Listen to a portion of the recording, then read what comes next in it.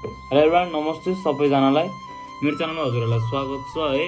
आज चाहिँ के भन्नु उपस्थित भएको छु भन्दाखेरि चाहिँ कोही मान्छे चाहिँ केही कारणवश केही कुरामा अघि बढ्न थाल्यो भने चाहिँ धेरैजनाले खुट्टा तान्ने, मजाकको पात्रो बनाइदिने गर्छन् हाम्रो समाजमा होइन। 10 जनाको बिचमा एउटा पात्रो हुन्छ, केही गर्छु केही अगाडि बढ्छु भनेर हिँड्ने युवालाई 10 जनाको बिचमा उसलाई मजाकको पात्रो बनाइदिन्छन् र केही गर्न थाल्यो भने खुट्टा तान्ने मान्छेहरू पछि परिहाल्छन्। कसरी बिगारौँ, कसरी पछि पारौँ, आफू अरू जस्तो अरू अगाडि बढिदिन सक्दैन।